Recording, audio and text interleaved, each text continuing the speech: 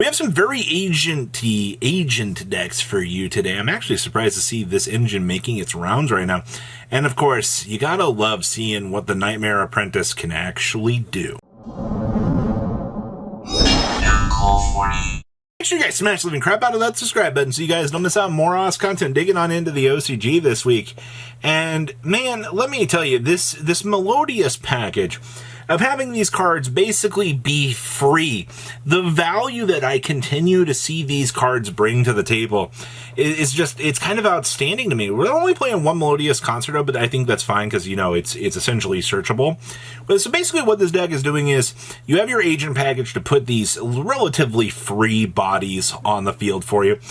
Your pendulum scales are 1 through 9, so you can literally pendulum summon, unload whatever you're going to have in your opening hand here. And if you high roll and see the Ostinato in your opening hand, well, you just go ahead and wash your hands as you get to set up this full field of these pretty crazy extension pieces as you just get to sift on through this. You also are playing the Sacred Waters in here to get you some extra value for, you know, the extra little free stuff along the way. But to be honest with you, I think a build like this actually showing up and going, hey, you know, the agent stuff is kind of free real estate. The only thing you have to run into is, oh no, I drew some balls. And, well, unfortunately, I mean, that is an issue, but it's not like you can't pendulum summon them out. And I mean, like, you can only pendulum summon light monsters. Sure, man.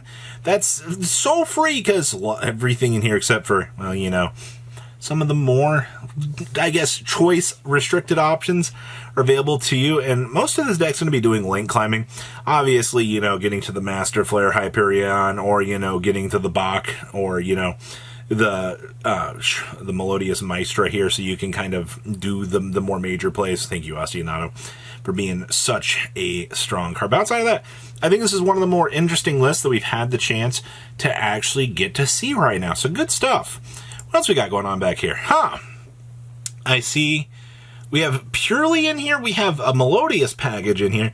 You yet once again see the agent stuff that we just previously saw showing up in here.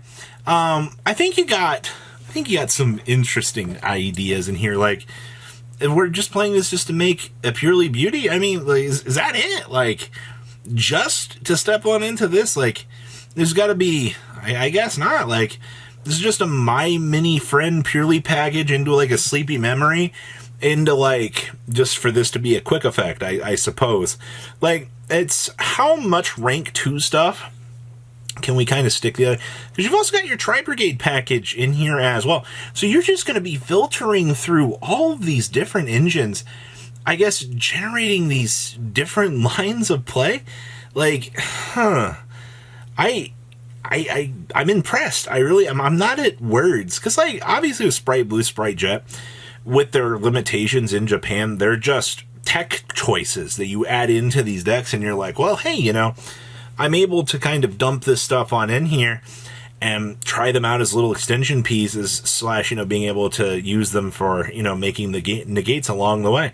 And of course, I mean, Sprite Starter is still limited to 1 there as well. Like, it's actually, it's an entirely different game just looking at some of these choices. But once again, this Ostinato splash that you're just seeing in here that has no downside on these decks whatsoever. You can play all of these different extension combo lines that you're seeing here, all because Ostinato says, hey, you know what? I understand.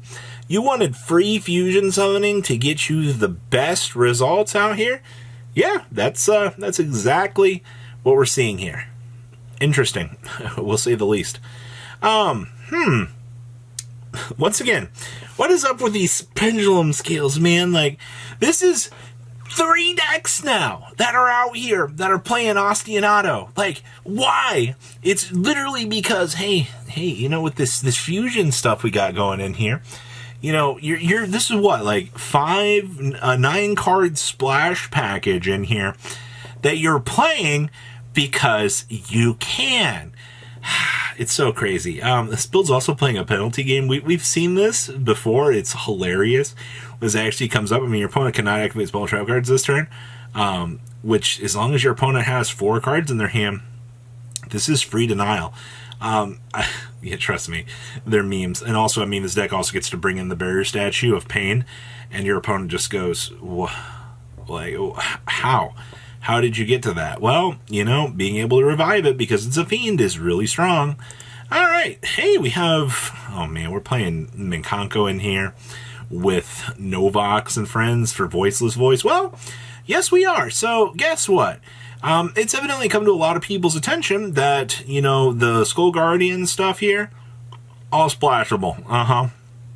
I really wish that this was a warrior monster so you could actually interact, but it's okay. It is a fairy monster, so, you know, you don't have to get the craziest value out of this. You're also playing the Nadir package in here, so you can, you know, toggle through the extra deck, being able to drop down the Herald, search for a Maximus, and then be able to, you know, get some additional options through these two. Through Maximus is extremely, extremely strong. To be honest with you, outside of that, I mean, there's not a lot else going for this deck. You've got, obviously, some side options along the way that you can kind of access, but I don't think there's much of a reason to. Like, you're pretty straightforward in your ways here. Hi. Okay, so we're doing Dark Beckoning Beast, Horus, Thunder Dragon, Resonator, all because, guess what? Thunder Dragon Colossus exists still in the OCG. It mind boggles me as we go through these lists every single week. And you stare at some of these oddities out here, and you're like, well, you know, you're just playing, you know, this mini package. And you know what the hilarious part is? I mean, this is all discard fodder for the Imseti, too, because you can just go grab 2 Thunder Dragons.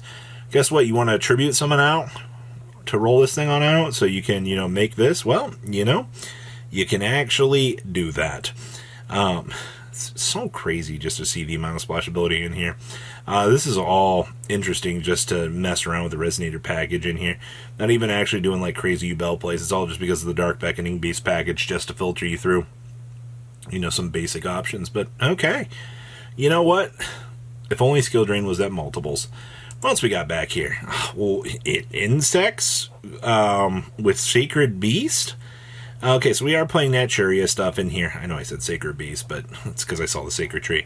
It's basically insects with the Earth Good Toolbox options and crawlers. Yeah, that's right. This is how many Earth Good cards can we kind of sift around in here and be able to hit some pretty funny high notes out here for your opponent to stare at you and go, what is this garbage that you're playing? And you're like, well, you know, you see, the Naturia stuff gives me synergy to make these 2 good cards. This card alone will win you certain matchups. You've also got access now to the Rika stuff. These free little Rika climbing tools that you now get are actually kind of insane for this. Do not underestimate the link capabilities of these. I really wish we were playing one of the Rika traps, but they're not. The generic one that when something answers one of the field monsters, you can get an additional spot removal. Oh, hey, speaking of, this is the stuff I like to see. You know, it's kind of funny because when you're looking at playing Sunseed with the current Rika stuff, you actually have Rika in here too. Because, I mean, this is a free special summon by sending a plant, insect, or reptile monster from your hand to the graveyard. Like, absolutely. Alright, you also have the Rika. This was the trap card I was talking about. That's actually insane. The only extra little thing in here you're playing is the Link 2 here, which you can target a Rika monster to graveyard special summon it in defense mode, and if this is sent to the graveyard, you can target an insect, plant, or reptile monster you control, place it on the bottom of the deck, and then special summon this. This is kind of like everything that this deck has ever wanted. And of course, the Rika, Ryukin, all of your insect, plants, reptiles get 300 attack. Also, other monsters on the field lose 300. Then you get to add a Rika monster, especially a Rika monster from your hand, graveyard, or banishment in defense mode. Free extension options. That's all you need to know. And our last list here, yeah, this stupid thing. How many Kaiser Coliseum locks has the OCG been exploring now after years with the card? Like, it's actually mind-boggling to me just seeing that it took them as long as it took them to find out, oh, hey, like, this is kind of broken, you know, like, what can we do? You also do see the Azalea value with the Psychonos. Psychonos being able to be such a broken card to get out the rows and then start lane climbing into this. Pretty strong. I do see, of course, we are playing Camellia, the Temperance, and actually the one Engage Zero. So it's actually kind of cool to actually see Engage Zero actually getting some playtime. I do think that this card's pretty good. Now remember, you can always linkage on into this, but you can't use it as link material. Sad day. So what do you guys think about everything? Please, leave a comment down below. Tell me what you guys think, and I will see your beautiful faces back here later in the day, guys. Peace. Patrons, thank you.